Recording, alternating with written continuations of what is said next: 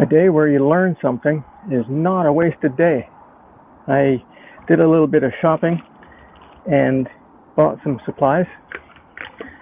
This here is my brand new glow plug. You notice that it looks considerably different than the one I showed you last time.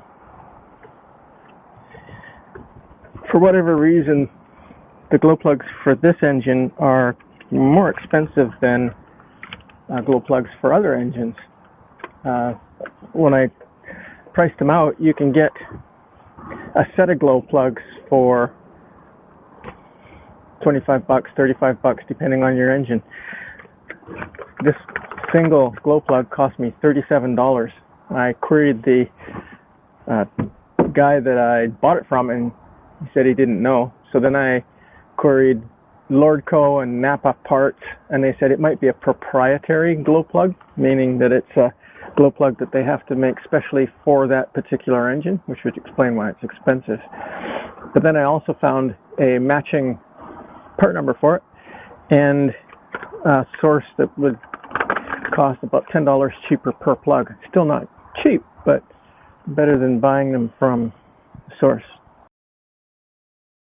Another thing that I learned was that in terms of engine starting, there's a little bit of not a gotcha, but there is something else in the circuit that is not particularly obvious. I asked the guys down at the diesel engine place if there's anything in the circuit that can prevent voltage from getting to the glow plug rail. And they said, yes, there's two things. One is the ignition switch itself, or there is a little circuit and device that shows you when the glow plugs are lit. Now, I wasn't aware that there was a light to show that the glow plugs are lit on the instrument panel, but there is. I'll show you. That guy right there. It looks like a cap with a hole in it. And the way it works is that there is an element in behind that, not a light, an element, like a glow plug element. So when you key over to make the glow plugs light, that element glows. So there's a glow behind that cap that should show up. Now, I've never seen it. So he said if that element has been shorted out, it will burn and it will open like a fuse. It's not a fuse, but it'll open like a fuse, which in my way of thinking should prevent any voltage getting to the glow plugs on the engine. But he said it's possible that that is the culprit. So we're going to have a crack at that today, see what's going on. And I'll do some troubleshooting with my handy dandy trusty rusty voltmeter, see what's going on. And we'll take it from there. And as far as the engine task is concerned, I also bought some fittings. This is for the propane stove. When I ordered the parts for the propane stove, I'd asked for a complete end-to-end solution, and the person who put the package together failed to include one of the T fittings and a tap, a plug, because I've got a 10-foot hose that goes from the propane locker to the barbecue, so that I don't have to use those little green propane tanks anymore. I can just plug in the big one and we're good to go. But in order to do that, I need a T, because one's got to feed the stove and the other one's got to feed the barbecue. And the plug. I don't have the plug yet because the T is wide open, so as soon as I crack the valve on the tank, it'll just shoot out of there. So we've got that going on. And that is basically what I'm going to be working on today. If I get through those little tasks, I will start sanding the cockpit hatch here and the back of the cabin house. I want to remove the compass because there's a light in that compass, and I disconnected it months and months and months ago while I was working inside doing some of the electrics in there, and I need to reconnect it, but I'm thinking that there might be a better light solution. I think it's got an old incandescent light in there, but I want to put an LED in there, make it a little brighter. It's hard to see. So we're getting there. We're getting there. We're getting awfully close to S-Day, where we can go sailing. Meantime, hang in there. All right, status report.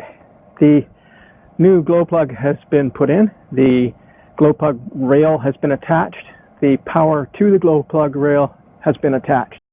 So before I even tried to start the engine, I thought I would do a voltmeter test on the rail. And what I discovered was nothing.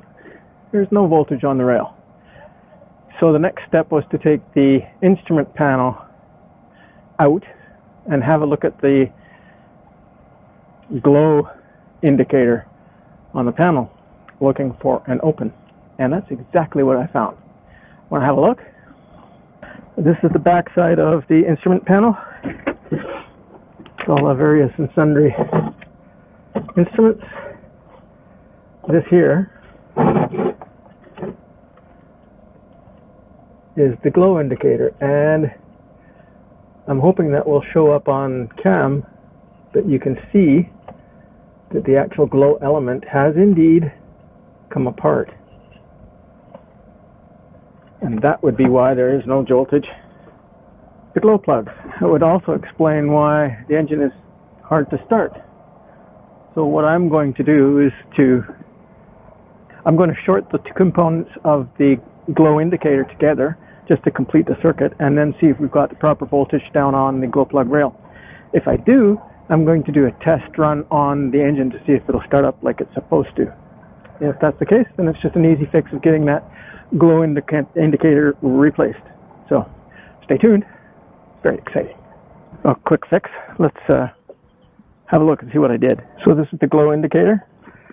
This connector here was actually on that post there, so I simply removed it from that post and put it on that post. I checked the voltage on the rail, and I've got 10 volts, which is exactly what it's supposed to be for the kind of glow plugs I have. So stand by and we'll give her a quick test fire up, shall we? Here's how it works. Couple of seconds to the left, get the glow plugs glowing, and then a crank.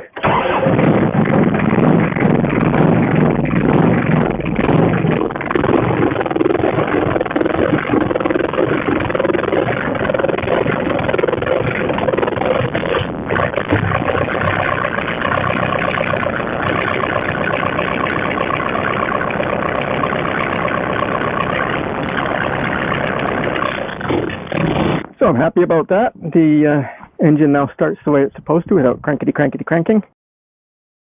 But I noticed one thing when I was looking at the instruments, and that is that my tachometer doesn't seem to be working. It was working yesterday or the day before. It showed tachiness, but today it's not. So there's got to be a loose connection, or perhaps the sender from the engine isn't working. I don't know. That's just something else we'll have to fix, won't we?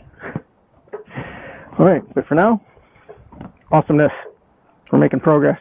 Yes, we are. A perfect example of why it's a good idea to use tinned wire on a boat. This is obviously original wiring for the boat and the engine. And you can see bright copper where I just cut it. And I stripped the insulation back about 3/8 of an inch, and you can see the wire is black. That black is corrosion. The same thing applies to this one. Now where there's corrosion, there's resistance. Where there's resistance, there's heat. And that's not what you want on any electrical connection anywhere. So I'm hoping that I have some flux solder. So I'm hoping that the flux solder will take care of the corrosion, and I can put some new fasteners on that wire and make it work. So a pretty good day overall. Got lots accomplished. I did the glow plug, the glow plug rail. I fixed diagnosed the starting problem with the glow indicator. And then what else did I do? I removed the shift and throttle lever assembly. I don't know how it happened, but the cable got bent rather badly. And when I took the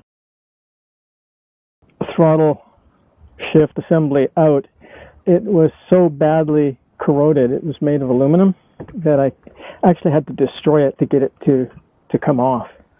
It was just welded together, and there was nothing I could do about it. So I had to take that off, and that was fairly time consuming. I didn't get any of the patching and hole filling done, but that's okay. There's another day for doing that. I didn't get the compass taken off. That's okay, because there's another day for doing that. And the weather is still holding. It's supposed to be nice again tomorrow. It's Mother's Day tomorrow. I don't know if I'll be back here, but we'll see. And tonight I'm going to my friend's place to see if I can't fabricate some fiberglass nuts and come up with a solution for the mast gate. So I still got stuff to do today. So I'm going to button up this boat and get going. In the meantime, farewells, along seas, God bless.